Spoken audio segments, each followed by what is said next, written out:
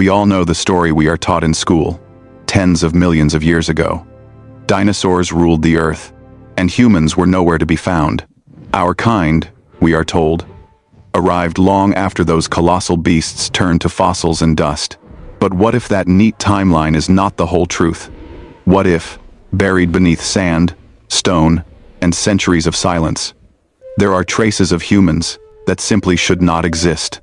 Across deserts, valleys, and hidden landscapes, strange evidence has been uncovered. Footprints that look undeniably human. Stones carved with almost impossible precision. Tools so delicate they seem beyond the skill of ancient hands. These discoveries do not just raise eyebrows. They challenge everything we thought we knew about our past. Tonight, we are diving into 5 of the most mysterious findings ever recorded. From ghostly footprints in New Mexico to a Roman artifact that seems to bend light itself, each one whispers the same unsettling question. Have we misunderstood the story of humanity's place in time? In 1930, a team of archaeologists, led by Dr. Mark Roberts, set out across the white sand dunes of New Mexico. Their goals were modest, almost routine. They expected the usual traces of ancient human life. Stone tools, a few pottery shards, maybe the faint outline of an old campsite half swallowed by the shifting sands. It was the kind of expedition that promised dusty notebooks and careful cataloging, not a challenge to the very timeline of human history. But as dawn light spilled across the dunes, something caught Dr. Roberts' eye. At first, it seemed insignificant, a series of impressions in the pale, compacted soil beneath the loose sand. Footprints. He would seen thousands of them in his career. Yet, as he knelt down and brushed away the grains with his fingers, a strange chill ran through him. These prints were different. They were clearly human. The shape was unmistakable. Heel, arch, toes. Even the subtle curve of a stride preserved as if the walker had just passed by. But it was not their clarity that unsettled him. It was what lay around them.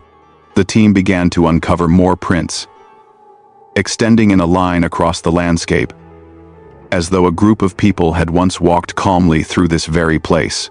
And alongside them, running almost parallel, were other tracks. Massive, unfamiliar impressions pressed deeply into the earth. Animal tracks that did not match any species alive today. The spacing, the size, the depth, it all suggested something else had moved here, something long believed to have vanished millions of years before humans ever existed. The archaeologists' routine day was over. They switched from casual observation to intense documentation.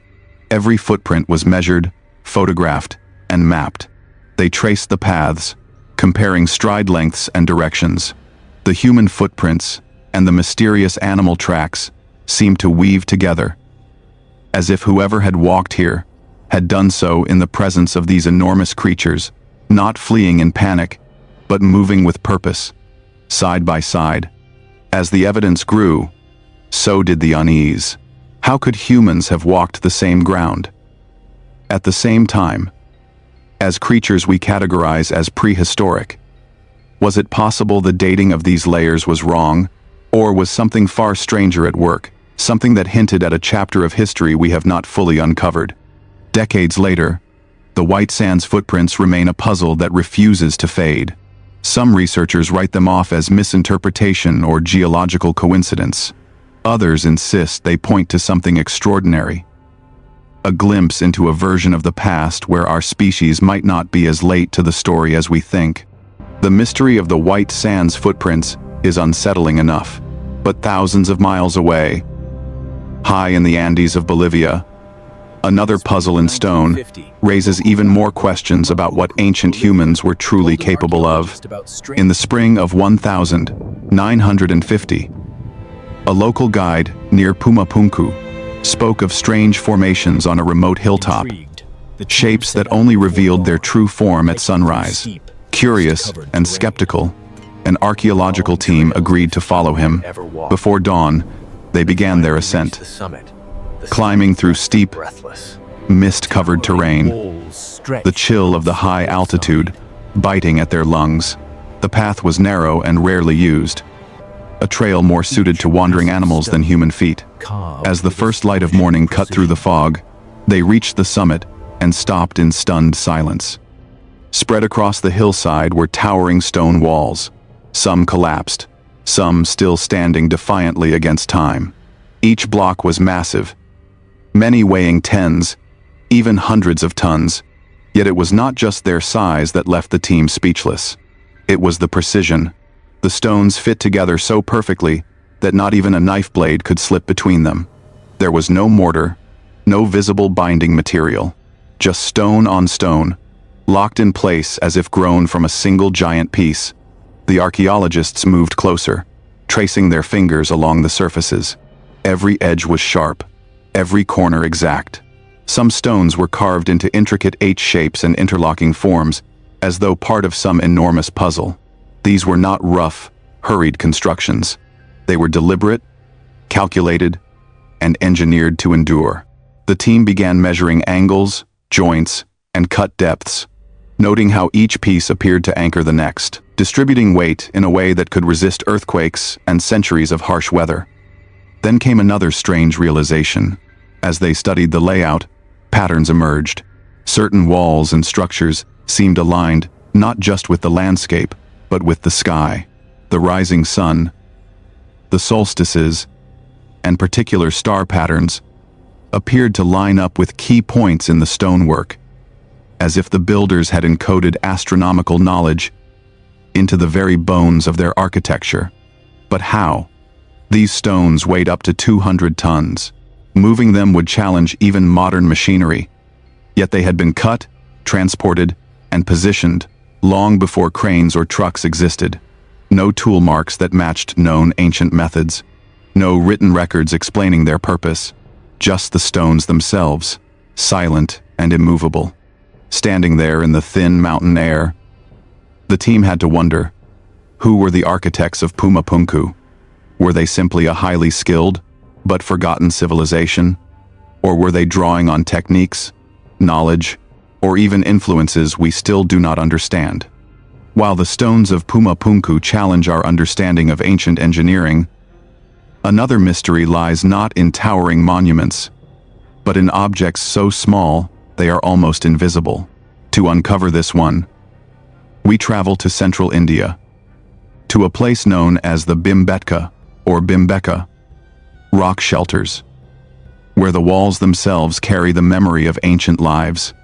In the early 1960s, a group of explorers ventured deep into these shelters, expecting to find what so many before them had already documented: cave paintings of animals, hunting scenes, and daily life etched onto rock. As they moved deeper into a shadowy chamber that seemed untouched for thousands of years, their lanterns cast long, trembling beams across the uneven floor. At first, it looked empty, just dust, pebbles, and time. Then something tiny caught the light. Scattered across the ground were small, sharp glints, barely noticeable unless you were right on top of them. Curious, one of the explorers knelt down and carefully picked one up. What he held between his fingers was no ordinary stone. It was a tool, a microlith so small it could rest along the tip of a fingernail, yet so finely shaped that it felt almost unnatural. As they searched, they found more of them. Dozens, then hundreds, each one carved with astonishing precision, thin edges that tapered to razor sharpness, minute notches and grooves, each seemingly placed with intention. The more they examined them, the more unbelievable it became. Tools of this scale and refinement would challenge even modern artisans with specialized instruments. But these had been created by humans living thousands of years ago, with no metal blades, no microscopes, no modern workshop. The arrangement of the tools added another layer of intrigue. Some were clustered together, as if grouped by type or purpose. Others were placed in what looked like deliberate patterns, as though someone had carefully stored them, intending to return. It did not feel like random scattering. It felt organized, almost ritualistic. Researchers began to ask questions that still do not have clear answers. What were these microliths used for? Were they hunting tools? arrowheads, barbs, or cutting implements for delicate tasks like skinning or carving? Or did they serve a symbolic or ceremonial purpose, perhaps offerings or markers of status? Even today, attempts to replicate them with the same level of finesse often end in failure. A tiny slip, too much pressure, and the stone snaps. Standing in that silent cave, surrounded by a carpet of microscopic masterpieces, one realization becomes inescapable. Whoever made these tools possessed a level of patience, dexterity, and understanding of materials far beyond what we usually attribute to primitive humans. Once again, the past seems to be whispering the same message. Our ancestors might have been far more advanced than we have been willing to admit. From tools so small they can sit on a fingernail, our journey now swings to something much larger, a mystery that seems to leap straight into the sky. In the early 1960 seconds, deep within the harsh Peruvian desert, a team of explorers was led to a cave that had remained hidden for centuries.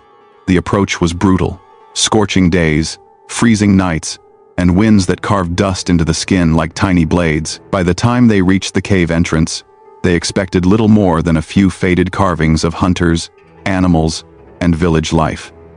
At first, that is exactly what they thought they would find.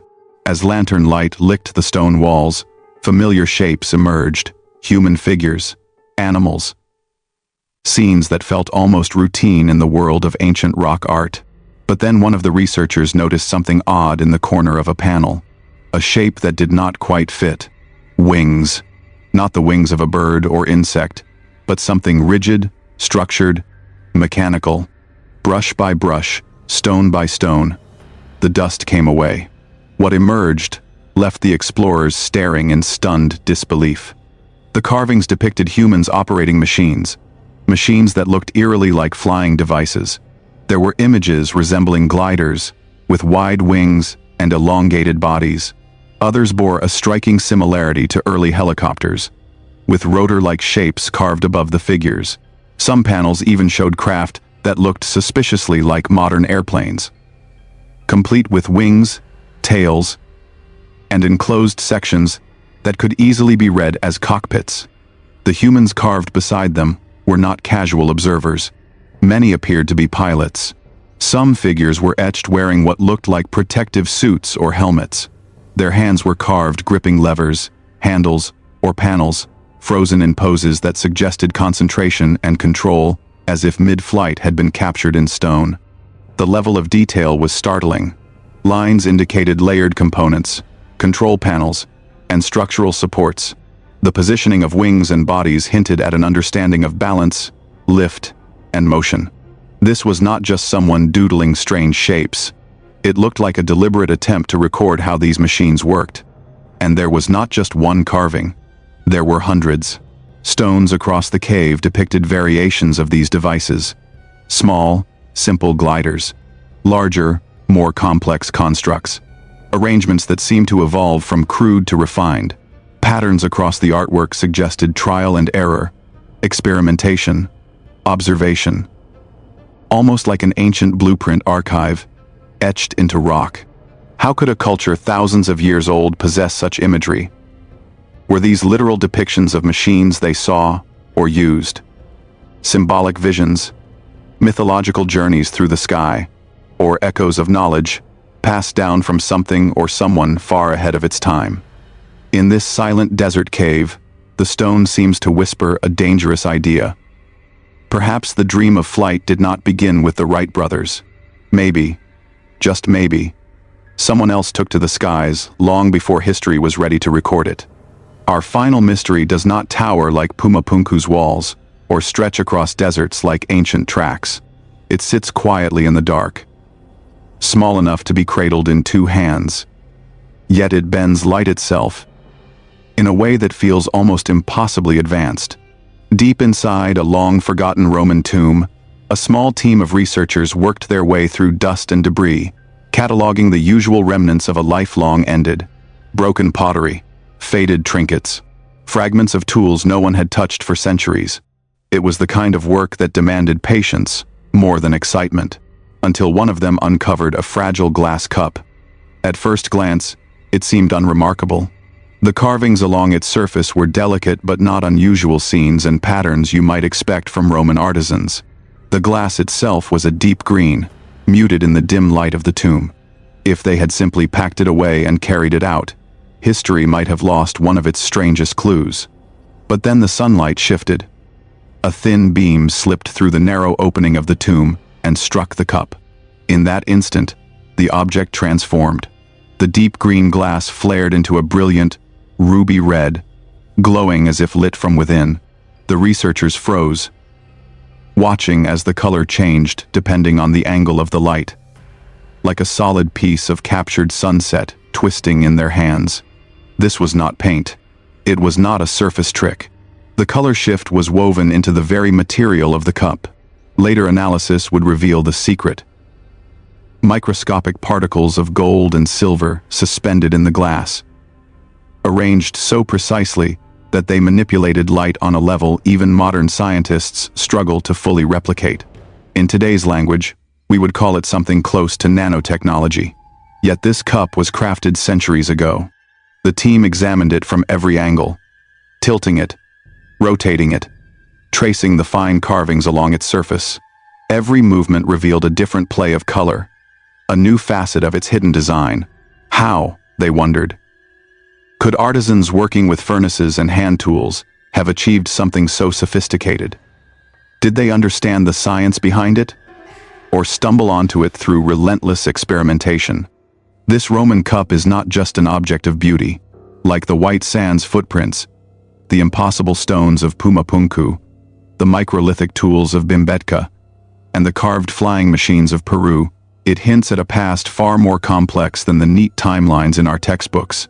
Each artifact is a fragment of a puzzle we have not solved, a whisper from history suggesting that humanity's story may be older, stranger, and far more advanced than we dare to imagine.